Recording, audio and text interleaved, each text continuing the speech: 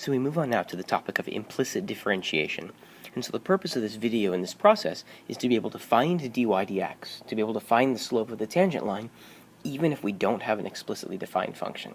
So even if we don't have y equals x squared, where we could just say, hey, cool, dy dx is 2x, even if we don't have an explicitly defined function like this, we want to be able to find dy dx. We want to be able to find the slope of the tangent line, even if we're dealing with something like the equation of a circle.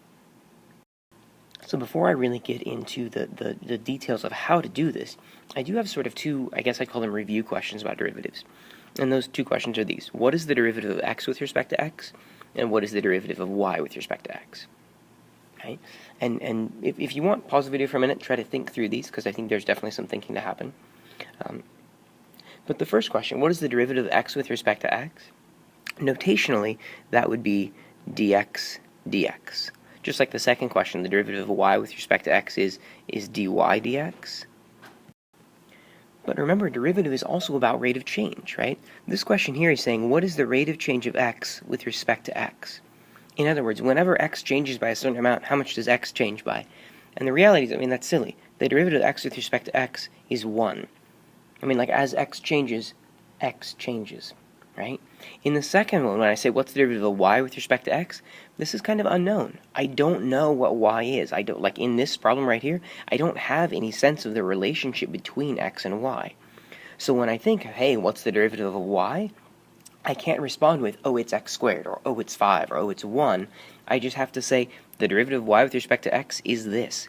This notation is reserved for the concept of the rate of change of y with respect to x. How much y is changing when x changes by a certain amount. And these two things are going to be really important for us as we move into the next section to prepare for implicit differentiation. So in this next section, I'm going to ask us to take the derivative of several different functions, right? So the first one I have here is asking, hey, what's the derivative of the sine of x squared? And the answer should be, that this derivative is the cosine of x squared, but because there's something inside of here, there's a function composed within there, I have to multiply by the derivative of that, which means I will multiply by 2x. And so I'm not going to take the time to clean this up, but this would be 2x times the cosine of x squared. If I were to ask another one, what is the derivative of the sine of the square root of x? Okay. Well, this is very, very similar. This will be the cosine of the square root of x times, well, because there was something inside here that was other than x, other than the independent variable right here, I have to multiply by the derivative of that thing, which is 1 over 2 root x. Again, I'm not going to worry too much about simplifying that thing. I just want us to see a pattern. One more boring one. What about the derivative of the sine of, what the heck, the sine of the cosine of x, right? Well, this would be the cosine of, we leave the inner composed function alone, cosine x, times the derivative of what was inside. That thing that was inside was cosine x. I'm sorry, the derivative of the thing that was inside was negative sine x. And again, we could pretty this up, but I'm just getting across the idea. We know how to do the chain rule. You guys have seen this before. So this sort of begs an interesting question. Why don't we use the chain rule when we have something like the sine of x? And I would argue that if you want, we can use the chain rule, right? We would say this is the cosine of, leave the inside alone, and then multiply by the derivative of what's inside. But what is the derivative of x with respect to x? The derivative of x with respect to x is 1, which means my whole answer here ends up just being cosine x. All along, we've sort of, I guess we could say we've been doing the chain rule. It just wasn't necessary because the thing inside was x. The next question is where we get to something real, right? Something that's really different. What's the derivative with respect to x of the sine of y? Right? Well, according to the past problems we've done, there's a pattern here. We take the derivative of the outer function, which is cosine, we leave the inside alone, then we multiply by the derivative of the component of the thing that was composed inside, right? Well, what's the derivative of y? Up here, I knew the derivative of cosine was negative sine x. Up above that, I knew the derivative of x squared was 2x. Down here, what's the derivative of y? We may not know explicitly, but we can write it, and that was what the previous slide in this video was about. The derivative of y is dy dx. So the short of it is, whenever you are taking the derivative of something that involves a variable that is not the independent variable right here, we effectively have to do the chain rule, because the thing that's inside there is not just x. Its rate of change is not 1 like it is up here. We have to multiply by the derivative of that thing. And so that means, just as one more little example, even if someone were to ask you what's the derivative of y squared, if they said what's the derivative with respect to x, we have to treat this like a chain rule. The outer function here is the squared function. The derivative of this thing will be 2 times leave the inside alone, which is y, and then we will multiply by the derivative of what's inside, that's dy dx. These concepts right here, the business of multiplying by the derivative of that y function that's inside, that's the entire key to implicit differentiation. So I have an example here for us. I want us to find dy dx given the relation x squared minus 2y cubed equals 5x. Notice here that when you look at what they're asking for the derivative of, the independent variable is x. That means x is the thing that doesn't require the chain rule. Everything else will require the chain rule. Right? So for this derivative, my x squared, that derivative is 2x.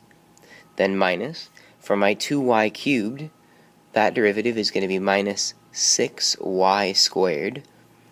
But because it's a y, I need to multiply by dy dx. That's sort of the chain rule coming into play. And then for the last part, equals the derivative of 5x is just 5. I don't need a dx because it's being done with respect to x, right? So now that I have this thing, they want me to find dy dx. So I now need to solve this for dy dx, right? So if I subtract that 2x over, I'll have negative 6y squared dy dx equals 5 minus 2x. We'll divide the negative 6y squared over. That gives me dy dx is 5, that looks like a negative, equals 5 minus 2x over negative 6y squared, and that's the derivative. That's dy dx. Now, this might be a little bit strange to you. Up to this point, our derivatives have only ever depended on x. If we ever needed to find the slope of the tangent line, this dy dx thing, we just plugged in x. In this case, we may very well need to evaluate this using both x and y coordinates of a point. So we'll see that come up in a little bit. Another example, find dy dx given this relation. This one's a little bit more complicated. In fact, I'd like you guys pause the video for 10 seconds and think about what's going to make this derivative a little bit more complicated. So think about that for 10 seconds, then come back and we'll talk about it. In my mind, one of the more complicating elements is that this right here is going to require the product rule. That's x squared times y. There are two things there. So what I'd like you guys to do now is try pausing the video and taking this derivative on your own, just one step of it, and see if you've got the same thing as I do. So first, this product rule right here. I do the derivative of the first thing, that's 2x, and I leave the y alone. Note that I do not need dy dx here because I left the y alone. But right here, I'm going to leave the x squared alone, and now when I do the derivative of y, that derivative of y, I mean, if we just think about it, the derivative of y is dy dx. Okay? Then we'll have minus, the derivative of sine is cosine, so this is the cosine of y. Again, times dy dx, because there was a y that was composed inside of that. And finally, this thing is equal to 15x squared. Now, I need to find dy dx, and there are two of them, and this happens fairly commonly. When there are two of them, what we need to do is we need to factor them out. Right? But I can only factor them out if all of my terms have that. This term doesn't have a dy dx in it, so I'm going to move that term over, and that will allow me to factor the dy dx out of both of these. Right? So I have x squared dy dx minus cosine y dy dx equals 15x squared minus 2xy. Then at this point, because both terms have a dy dx in them, I can factor that dy dx out. So we factor dy dx, leaves me with x squared minus cosine y, still equals 15x squared minus 2xy. And now the last thing I have to do is take this and divide it to the other side. We finally end up with dy dx equals 15x squared minus 2xy all over x squared minus cosine y. Not about to say that this is the prettiest derivative ever, but we did it. Like, this is one of those, like, hey, we got an expression for what the slope of the tangent line is going to be. If I had a point, I could evaluate this expression using the x and y coordinates of that point, and I could find the slope of the tangent line. From there, I could even find the equation of the tangent line. So in this last example, and I want to try and do it quickly, I want to try and pull all these things together. Right? We just, like 10 seconds ago, talked about the fact that we can get an equation of a tangent line if only we can find dy dx. In fact, this problem is going to be nice because I'm already giving you a point. So the first step here is to find dy dx. So I'd like you to pause the video, try to find dy dx on your own, and then just sort of check your work with me. So to find dy dx, I take the derivative of this with respect to x. Right? So the derivative of x is going to be 1. On the other side, I got to be careful here. My outer function is my cubed function. In order to take that derivative, I bring the 3 down, I leave the inside alone, that's my 2 minus y squared, and I drop my power to a squared. Now I'm supposed to multiply by the derivative of this thing.